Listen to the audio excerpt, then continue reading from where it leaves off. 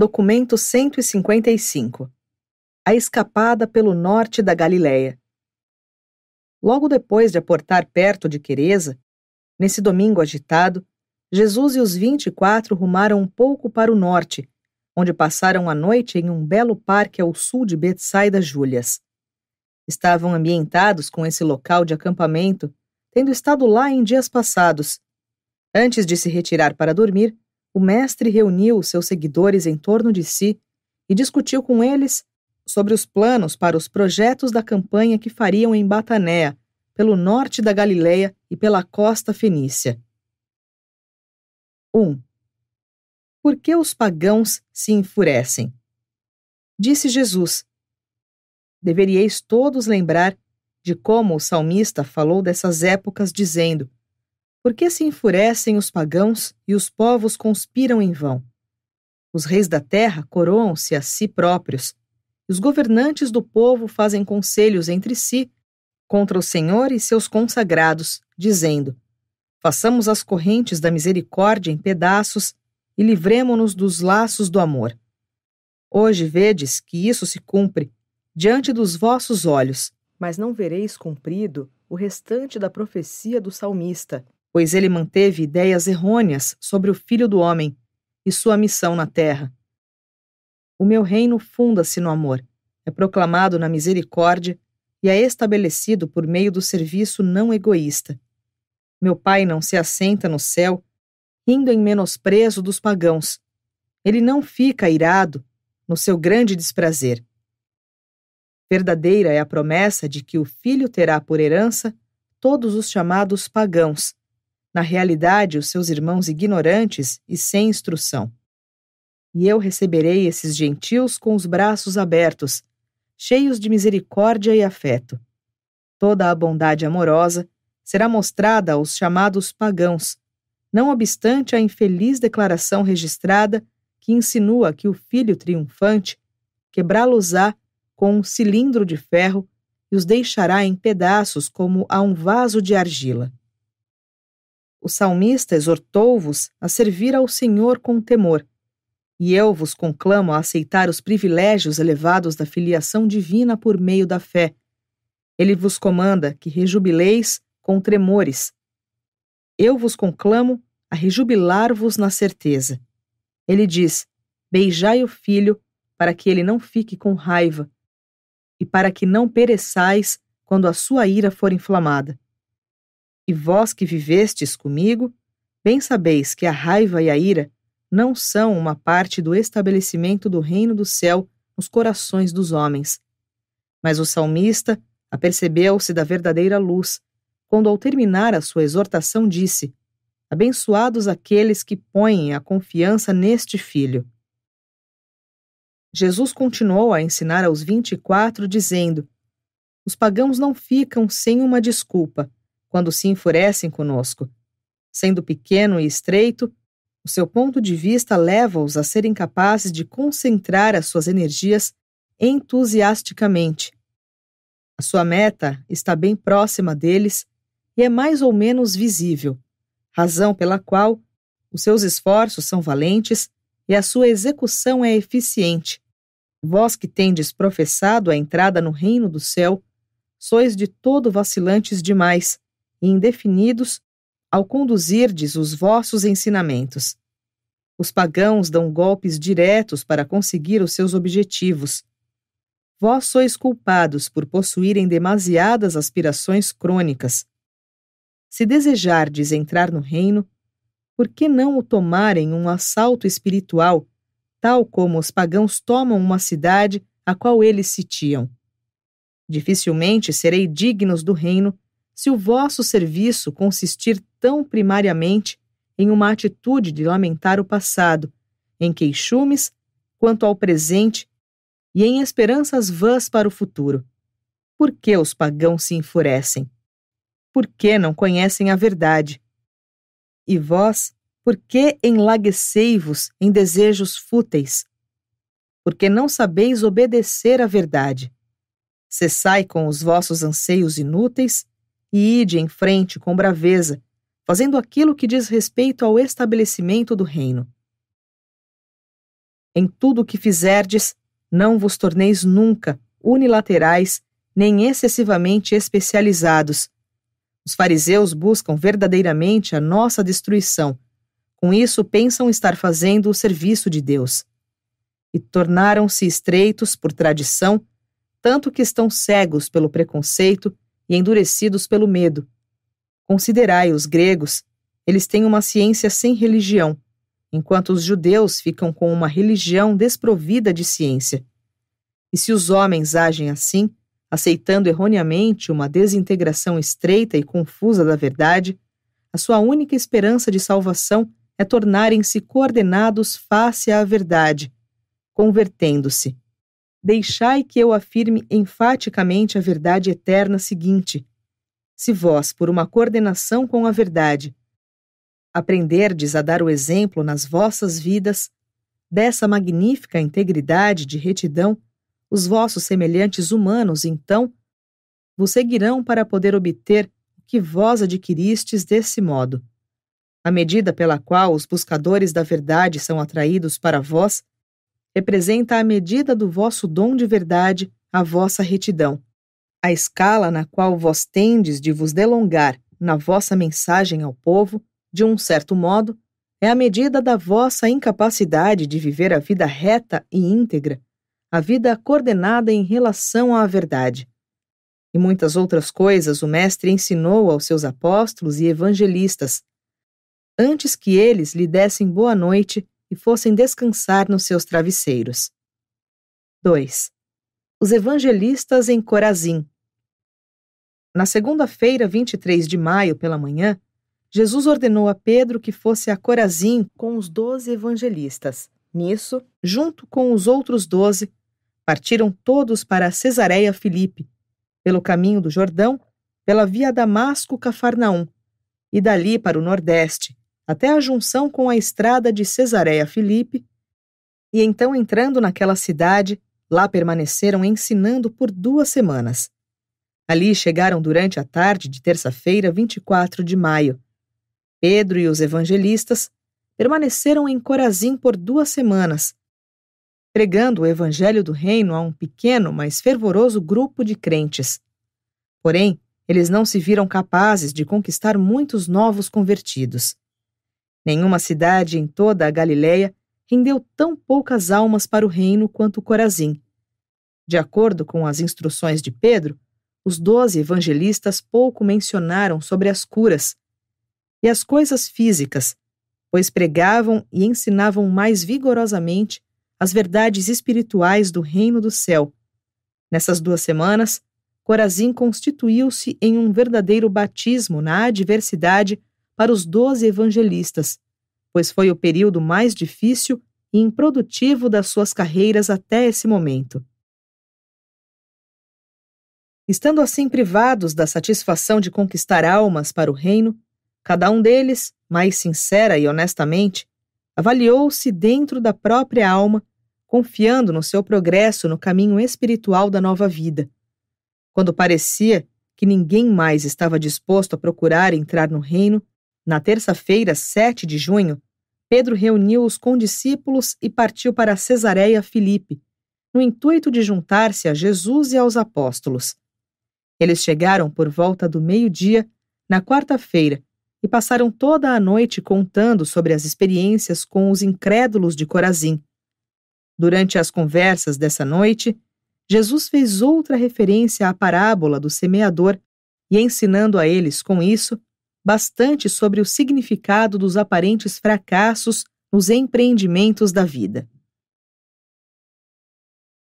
3. Em Cesareia Filipe. Embora Jesus não haja feito nenhum trabalho público durante essas 2 semanas de permanência perto de Cesareia Filipe, os apóstolos tiveram numerosos encontros calmos à noite na cidade, e muitos dos crentes vieram até o acampamento para falar com o Mestre. Pouquíssimas almas foram acrescentadas ao grupo de crentes em consequência dessa visita. Jesus falava com os apóstolos todos os dias, e eles discerniram com mais clareza que uma nova fase do trabalho de pregação do reino do céu agora estava tendo início, Eles estavam começando a compreender que o reino do céu não é comer e beber, mas sim realizar a alegria espiritual da aceitação da divina filiação. A permanência em Cesareia Filipe foi um teste real para os 12 apóstolos. Foi um período difícil de 2 semanas que viveram. Eles estavam ainda deprimidos, sentindo falta do estímulo periódico da personalidade entusiástica de Pedro. Nesses momentos era verdadeiramente uma grande aventura de provações acreditar em Jesus e continuar seguindo-o. Embora tenham convertido poucas pessoas durante essas 2 semanas, eles aprenderam muitas coisas que seriam de bastante proveito das conferências diárias com o Mestre. Os apóstolos aprenderam que os judeus estavam espiritualmente estagnados e moribundos, porque eles haviam cristalizado a verdade em um credo. Pois quando a verdade é formulada como sendo uma linha limite de exclusividade, útil para que uns se considerem mais virtuosos do que os outros, em vez de servir como uma indicadora de norteamento para o progresso espiritual, esses ensinamentos perdem seu poder criativo e provedor da vida e passam a ser meramente conservadores da fossilização. Cada vez mais, de Jesus eles aprendiam a olhar as personalidades humanas em termos das suas possibilidades no tempo e na eternidade. Eles aprendiam que muitas almas poderão ser levadas a melhor amar a um Deus não visível se lhes for ensinado primeiro a amar os seus irmãos, os quais eles podem ver. E foi em relação a isso que um novo significado tornou-se ligado ao pronunciamento do Mestre a respeito do serviço não egoísta para o semelhante. Na mesma medida, o que fizerdes ao menor dos seus irmãos, a mim é o que fareis. Uma das grandes lições dessa estada em Cesareia teve a ver com a origem das tradições religiosas, com o grave perigo de permitir o senso do sagrado de tornar-se vinculado a coisas não sagradas, às ideias comuns ou aos acontecimentos cotidianos. Convictos ficaram todos, depois de uma certa conferência com o ensinamento sobre a verdadeira religião, de que esta é, para o homem, a lealdade sincera às suas convicções mais elevadas e verdadeiras. Jesus advertiu aos seus crentes de que se as suas aspirações religiosas fossem apenas materiais, um conhecimento crescente da natureza iria por um deslocamento progressivo da origem sobrenatural das coisas, em última instância privá-los da sua fé em Deus. Mas que se a sua religião fosse espiritual, nunca o progresso da ciência física perturbaria a sua fé colocada nas realidades eternas e nos valores divinos. Eles aprenderam que quando a religião tem motivos totalmente espirituais, ela faz toda a vida melhor e mais digna de ser vivida, preenchendo-a com propósitos elevados, dignificando-a com valores transcendentes, inspirando-a com motivos magníficos e, ao mesmo tempo, confortando a alma humana com uma esperança sublime e sustentadora. A verdadeira religião destina-se a diminuir as forças extenuantes da existência. Ela libera a fé e a coragem para a vida cotidiana e para o serviço não egoísta. A fé fomenta a vitalidade espiritual e a fecundidade da retidão.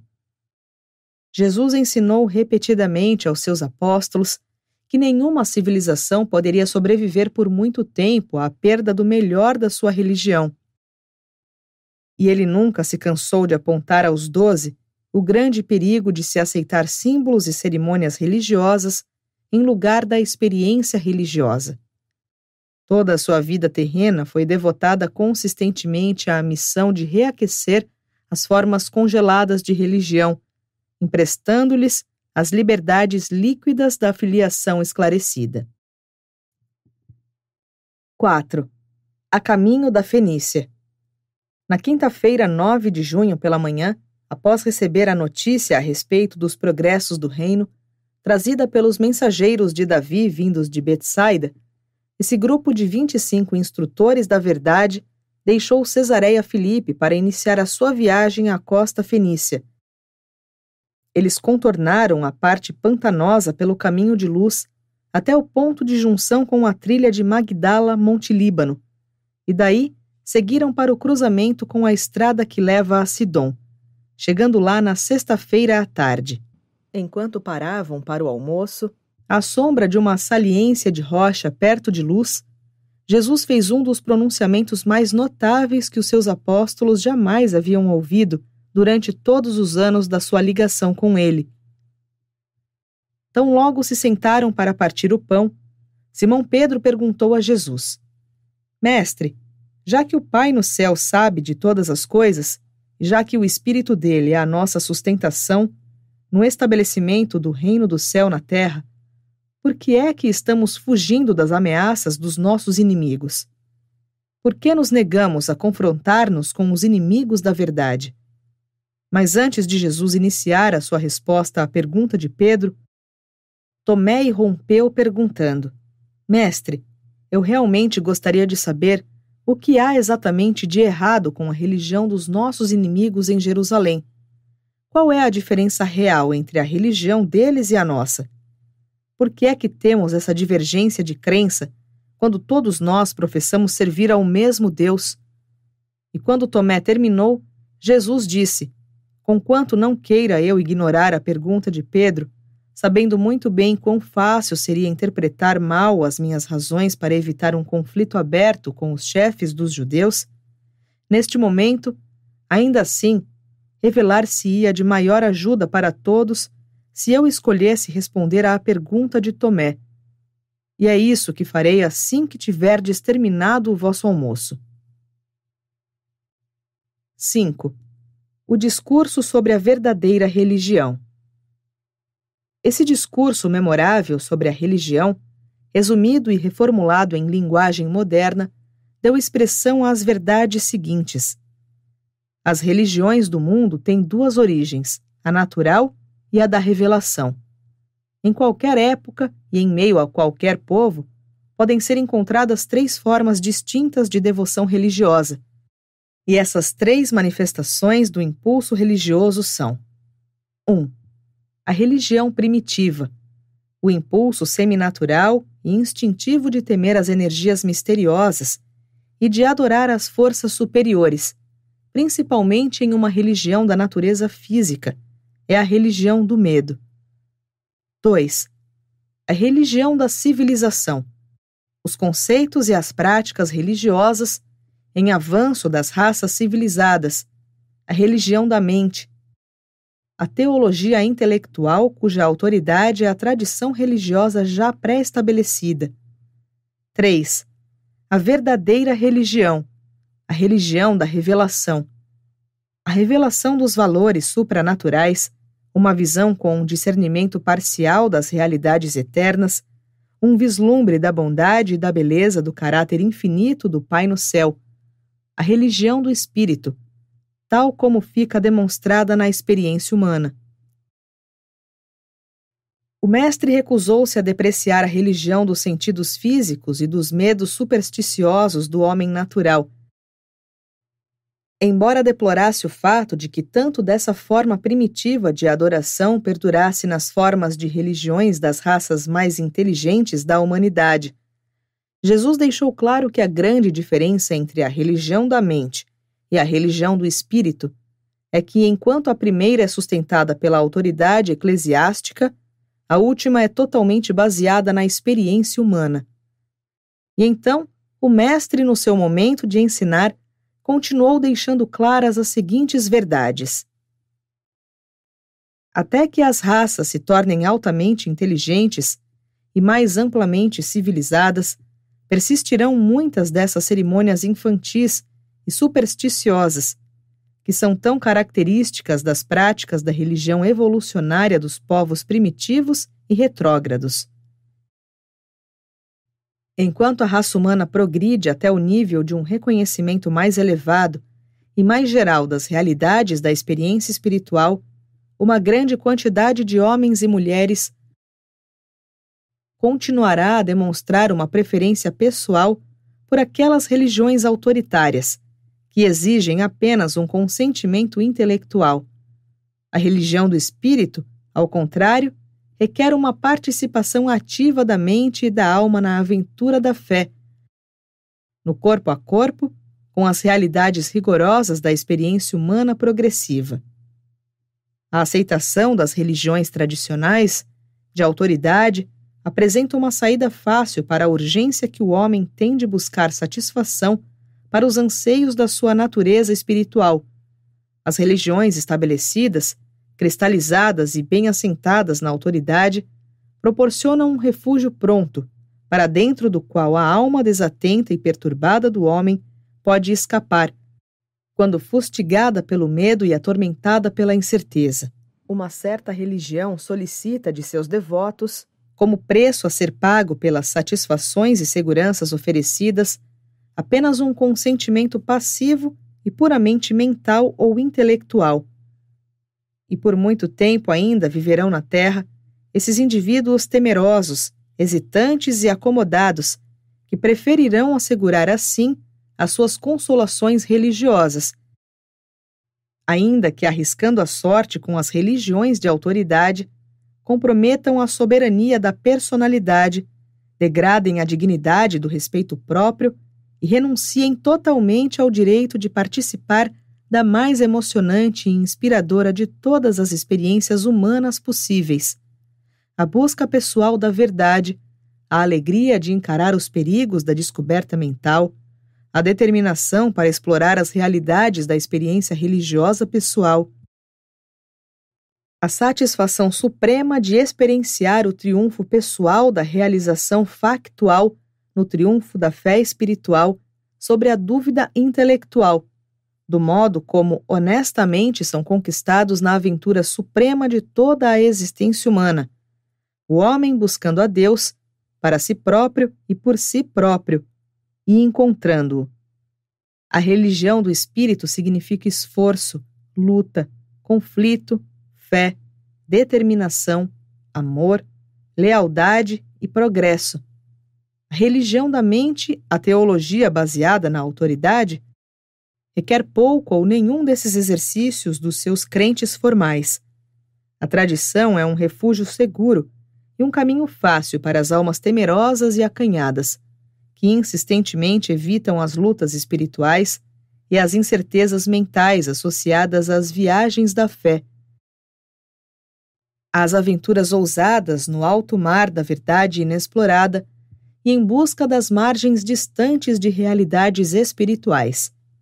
Essas realidades espirituais podem ser descobertas pela mente humana em progresso e experimentadas pela alma humana em evolução. E Jesus continuou dizendo: em Jerusalém, os líderes religiosos formularam as várias doutrinas dos seus instrutores tradicionais e dos profetas de outras épocas, dentro de um sistema estabelecido de crenças intelectuais em uma religião autoritária. O apelo de todas essas religiões dirige-se sobretudo à mente.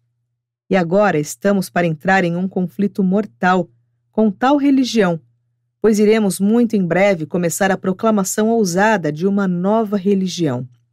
Uma religião que não é uma religião no sentido atualmente dado a essa palavra. Uma religião que faz o seu apelo principal ao Espírito Divino do meu Pai, residente na mente do homem. Uma religião que tirará a sua autoridade dos frutos da sua aceitação. E esses frutos irão certamente aparecer na experiência pessoal de todos aqueles que real e verdadeiramente tornarem-se os apoiadores e crentes das verdades dessa comunhão espiritual mais elevada. E apontando para cada um dos 24 e chamando-os pelo nome, Jesus disse: e agora qual de vós preferiria tomar esse caminho fácil, conformando-se com uma religião estabelecida e fossilizada, como a que é defendida pelos fariseus em Jerusalém, a sofrer as dificuldades e perseguições que virão juntas com a missão de proclamar um caminho melhor de salvação para os homens, podendo, nesse caminho, experimentar a satisfação de descobrir por vós mesmos as belezas das realidades de uma experiência viva e pessoal, as verdades eternas e a grandiosidade suprema do reino do céu? Será que sois amedrontados e moles? Será que buscais coisas fáceis? Estais com medo de confiar o vosso futuro nas mãos do Deus da verdade, do qual sois filhos? Estais desconfiados do Pai, cujos filhos sois vós? Será que ireis voltar ao caminho fácil da certeza e da acomodação intelectual, na religião da autoridade tradicional? Ou ireis preparar-vos para ir à frente comigo, até aquele futuro incerto e turbulento, da proclamação das novas verdades da religião do Espírito, o reino do céu nos corações dos homens? Todos os 24 ouvintes puseram-se de pé, com a intenção de querer dar uma resposta unânime de lealdade a esse apelo emocional de Jesus como jamais o fizera a eles. E Jesus levantou a sua mão e impediu-os, dizendo: Ide agora, cada um por si, cada homem a sós com o Pai, e encontrai uma resposta não emocional para a minha pergunta. E pois havendo encontrado uma atitude verdadeira e sincera de alma, dizei a vossa resposta livre e ousadamente ao meu Pai e vosso Pai, cuja vida infinita de amor é o espírito mesmo da religião que proclamamos. Os evangelistas e os apóstolos separaram-se por um curto espaço de tempo. Seus espíritos ficaram elevados, as suas mentes inspiradas e as suas emoções tornaram-se poderosamente agitadas por tudo o que Jesus havia dito. Mas quando André os chamou para reunirem-se, o mestre apenas disse: Vamos retomar a nossa viagem. Iremos para a Fenícia, onde permaneceremos um pouco, e todos vós deveríeis orar para que o Pai transforme as vossas emoções do corpo e da mente nas lealdades mais elevadas da mente e nas experiências mais satisfatórias do espírito. Quando viajavam a estrada abaixo, os 24 permaneceram em silêncio, mas em breve começaram a falar uns com os outros, e às 3 horas daquela tarde, não conseguindo ir adiante, então pararam, e Pedro, indo até Jesus, disse: Mestre, tu nos disseste as palavras da vida e da verdade. Nós gostaríamos de ouvir mais. Nós te suplicamos que nos fales mais a respeito dessas questões.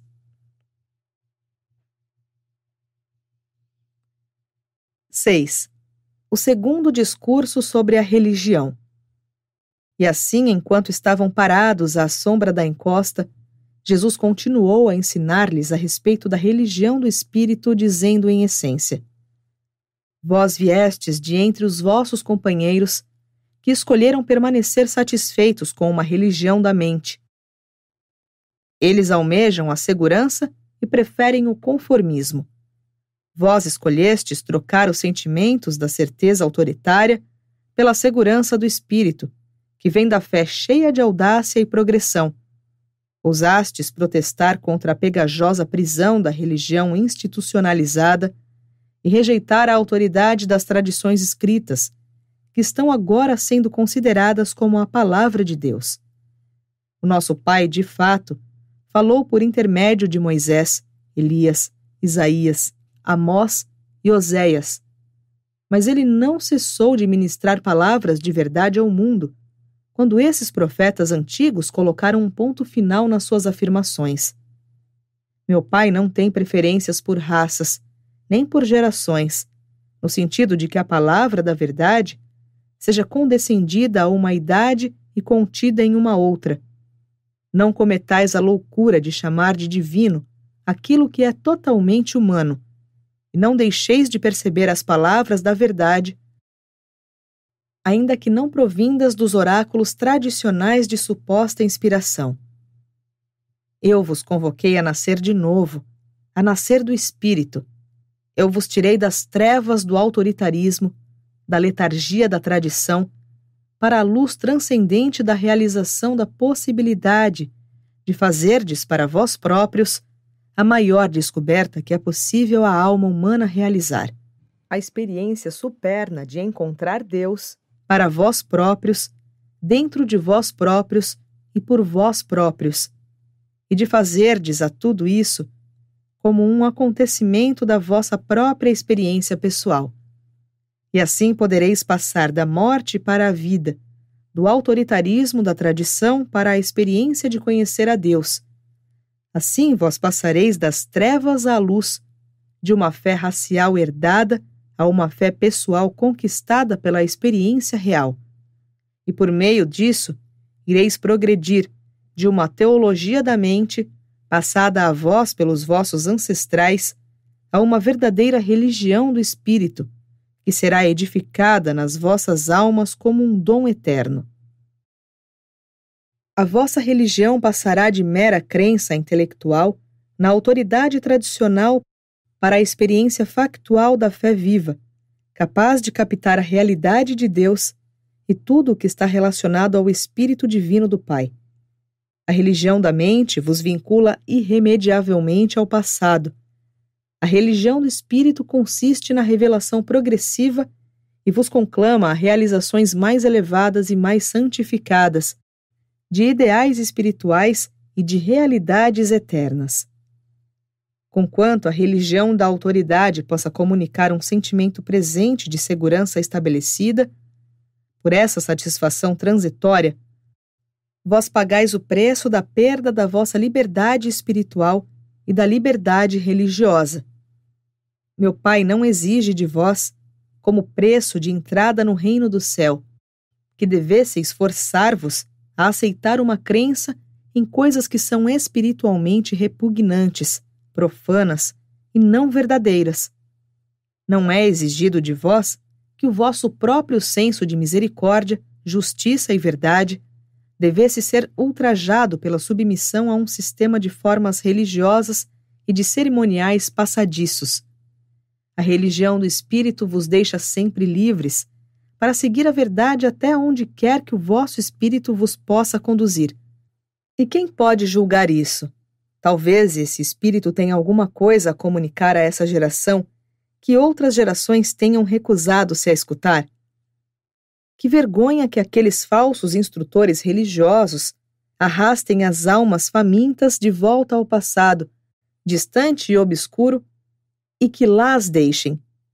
E assim, essas pessoas desafortunadas ficam condenadas a tornar-se amedrontadas frente a todas as novas descobertas e desconcertar-se com toda a nova revelação da verdade. O profeta que disse: aquele cuja mente permanece com Deus será mantido em perfeita paz. Não era um mero crente intelectual da teologia autoritária. Esse ser humano, conhecedor da verdade, havia descoberto a Deus. Ele não estava meramente falando de Deus. Eu aconselho-vos a desistir da prática de sempre citar os profetas de outrora e de louvar os heróis de Israel. Em vez disso, aconselho que aspireis a tornar-vos os profetas vivos do Altíssimo e heróis espirituais do reino que virá. Honrar os líderes conhecedores de Deus, do passado, pode de fato valer a pena. Mas por que, ao fazer isso, deveis sacrificar a experiência suprema da existência humana, encontrar Deus por vós próprios e conhecê-lo dentro das vossas próprias almas? Cada raça da humanidade tem a sua própria abordagem mental da existência humana, e pois a religião da mente deve sempre ser fiel a esses vários pontos de vista raciais. As religiões autoritárias nunca podem chegar à unificação. A unidade humana e a fraternidade entre os mortais somente podem ser alcançadas por meio da supradotação dada pela religião do espírito. As mentes podem diferir racialmente, mas toda a humanidade é residida pelo mesmo espírito divino e eterno.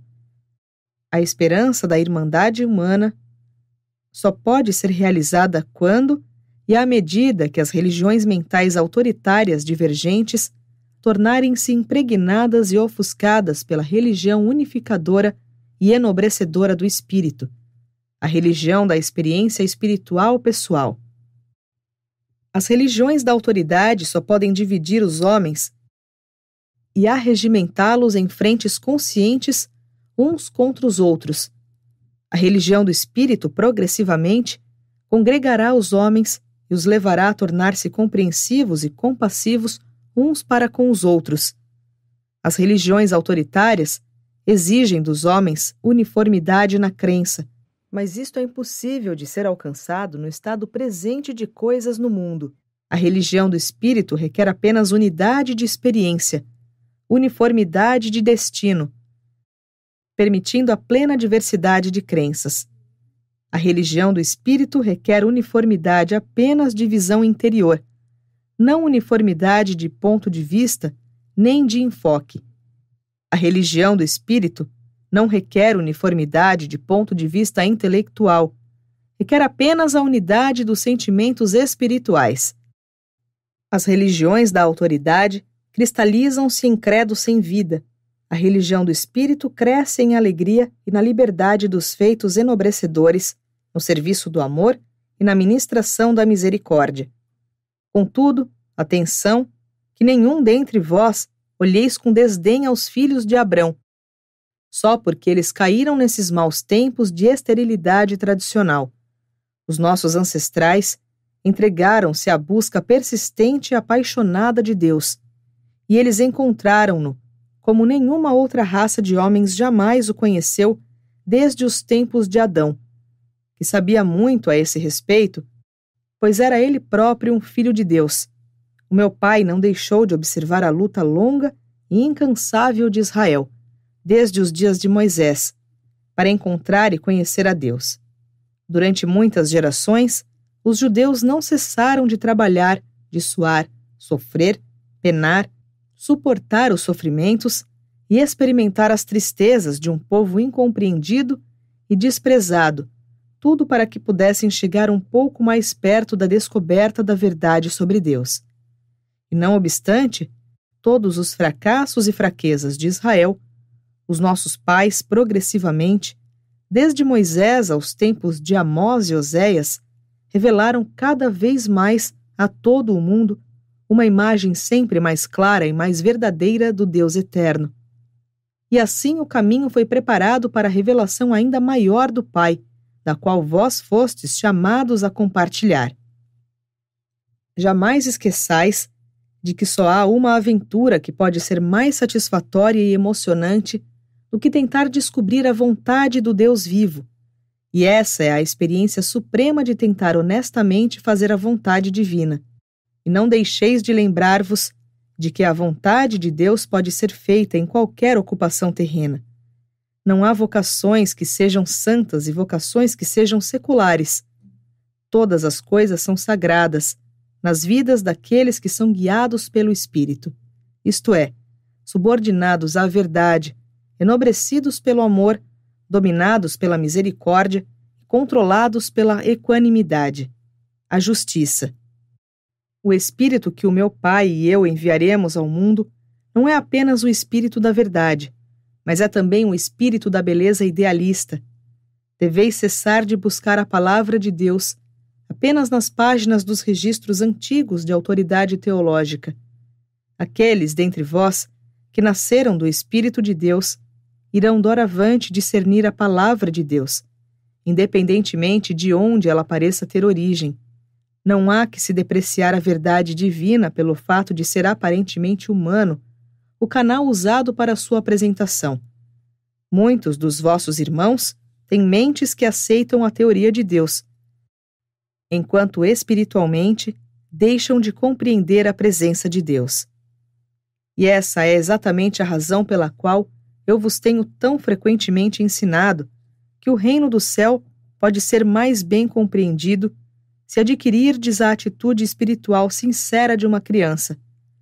Não é a imaturidade mental da criança o que eu vos recomendo, é mais a simplicidade espiritual desse pequeno ser, a sua facilidade de crer e a confiança plena dele. Não é tão importante que devesseis considerar o fato da existência de Deus. Mais importante é que cresçais na capacidade de sentir a presença de Deus. Quando principiardes a encontrar Deus na vossa alma, em breve vós começareis a descobri-lo nas almas dos outros homens e, finalmente, em todas as criaturas e criações de um poderoso universo. Mas que chance tem o Pai de aparecer como um Deus de lealdades supremas e de ideais divinos, nas almas de homens que pouco ou nenhum tempo dedicam à contemplação reflexiva de tais realidades eternas. Se bem que a mente não seja o assento da natureza espiritual, a mente é de fato o portal para essa natureza espiritual. Não cometais, contudo, o erro de tentar provar a outros homens que vós encontrastes Deus. Vós não podeis conscientemente gerar uma prova válida para tal, se bem que existam duas demonstrações positivas e poderosas do fato de que vós sois conhecedores de Deus, e elas são: 1. Os frutos do Espírito de Deus que se mostram na rotina diária da vossa vida. 2. O fato de todo o plano da vossa vida fornecer uma prova positiva de que vós tendes, sem reservas, arriscado tudo o que sois e que possuis na aventura da sobrevivência após a morte, na busca da esperança de encontrar o Deus da eternidade, cuja presença vós provastes antecipadamente no tempo. Agora, não vos equivoqueis, o meu Pai responderá sempre à mais débil chama de fé.